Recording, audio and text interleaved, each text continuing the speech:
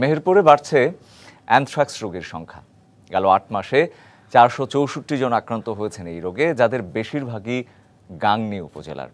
দ্রুত এই রোগ প্রতিরোধ করা না গেলে মারাত্মকভাবে স্বাস্থ্য ঝুঁকির আশঙ্কা দেখা দিয়েছে। এ বিষয়ে আরও জানবো। মেহেরপুরের গাংনী উপজেলার স্বাস্থ্য কমপ্লেক্স থেকে সরাসরি যুক্ত হচ্ছেন সহকর্মী হামিদুর রহমান। হামিদ, নিশ্চয় শুনতে পাচ্ছেন। আমরা প্রতিবেদনটি দেখলাম আপনার পাঠানো, এবং সেটি দেখার পর আমার আসলে আপনার কাছে যে প্রশ্নগুলো থাকবে, কিভাবে ছড়ায়, মানে মেহেরপুরে এত বেশি পরিমাণে এটি কিভাবে ছড়ালো এবং আক্রান্তরা ঠিকমতো চিকিৎসা সেবা পাচ্ছেন কিনা সেটিও জানবো। এর পরবর্তীতে আমি আপনার কাছে আর একটা বিষয়ে জানতে চাইবো, আপাতত শুনতে চাই। যেমনটি বলছিলেন, মেহেরপুর জেলায় কিন্তু প্রতিনিয়ত বাড়ছে অ্যানথ্রাক্স আক্রান্ত রোগীর সংখ্যা। স্বাস্থ্য বিভাগের পরিসংখ্যান মতে গেল চলতি বছর সেপ্টেম্বর পর্যন্ত প্রায় ৪৬৪ জন কিন্তু অ্যানথ্রাক্স রোগী শনাক্ত হয়েছে আমাদের জেলায়, যার ৯৭ ভাগই কিন্তু গাংনী উপজেলায়। তো গাংনী উপজেলার কাজীপুর এবং মঠমোড়া ইউনিয়নের বেশ কয়েকটি গ্রাম আমরা ঘুরে দেখেছি, যে গ্রামগুলো আসলে অ্যানথ্রাক্স প্রবণ এলাকা। তো অ্যানথ্রাক্স আক্রান্ত রোগীদের সাথে আমার কথা হয়েছে, তারা যেটা বলছেন আসলে অসুস্থ যে সকল পশু থাকে, গরু ছাগল, সেগুলা হঠাৎ অসুস্থ হয়ে যাওয়ার ফলে তারা জবাই করে এবং সেই পশুর মাংস কিন্তু নাড়াচাড়া করে তাদের হাতে ক্ষত সৃষ্টির মাধ্যমে তারা এই অ্যানথ্রাক্স রোগে আক্রান্ত হচ্ছে।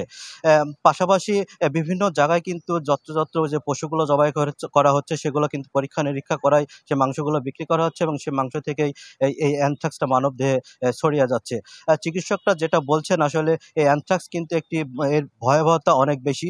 প্রাথমিকভাবে এটা সাধারণত ঘা পশরা মনে হলেও কিন্তু এটা যখন মানব দেহে এর জীবাণুটা ভিতরে প্রবেশ করবে তখন কিন্তু আসলে এর ভয়াবহতা রূপ দিবে এবং সেটা মৃত্যু ঝুঁকিও হতে পারে।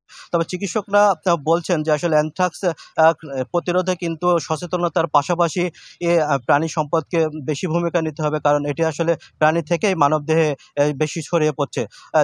যার কারণে আসলে প্রাণী সম্পদকে প্রত্যেকটি যে গবাদি পশু ছাগল আছে সেগুলোকে আসলে ভ্যাকসিনের আওতায় আনতে হবে। তো প্রাণী সম্পদ বিভাগের সাথে আমার যে কথাটা হয়েছে, তারা বলছে আসলে তাদের যথেষ্ট ভ্যাকসিন রয়েছে, কিন্তু জনবল সংকটের কারণেই তারা শতভাগ প্রাণীকে ভ্যাকসিনেশনের আওতায় আনতে পারছে না। এই ছিল মেহেরপুরে অ্যানথ্রাক্সের সর্বশেষ অবস্থা। ওয়ালটন এখন দেশের সীমানা পেরিয়ে পৌঁছে গিয়েছে 50টিরও বেশি দেশে। ওয়ালটন, ঘরে ঘরে বিশ্বজুড়ে। হামিদুর, আরেকটু যদি শুনতে চাই আপনার কাছে, যে আক্রান্তদের কথা শুনলাম, তারা ঠিকমতো চিকিৎসা সেবাটা পাচ্ছে কিনা, উপজেলা স্বাস্থ্য কমপ্লেক্স বা স্বাস্থ্যকর্মীদের কাছ থেকে চিকিৎসা সেবাটা পাচ্ছে কিনা, সেই ব্যাপারে কিছু জানতে পেরেছেন কি? স্থানীয় যে সকল আক্রান্ত রোগী আছে তাদের সাথে কথা হচ্ছে, তারা আসলে প্রাথমিক পর্যায়ে এটাকে খুব সাধারণভাবে নিচ্ছে, যার কারণে গ্রাম্য যে চিকিৎসক আছে তাদের কাছে প্রথমে যাচ্ছে যে মানে অ্যান্টিবায়োটিক বা এগুলো খেয়ে তারা প্রাথমিক চিকিৎসা নিচ্ছে। কিন্তু গ্রামীণ পর্যায়ে যে সচেতনতার যে অভাব বা স্বাস্থ্য বিভাগের পক্ষ থেকে যে টিম সচেতনতা বিভাগ কাজ করবে তার অনেক অপ্রতুলতা রয়েছে, যার কারণে অনেক সিভিয়ার পর্যায়ে তারা কিন্তু এই হাসপাতালে এসে তখন চিকিৎসাটা নিচ্ছে। হামিদুর, আপনাকে ধন্যবাদ।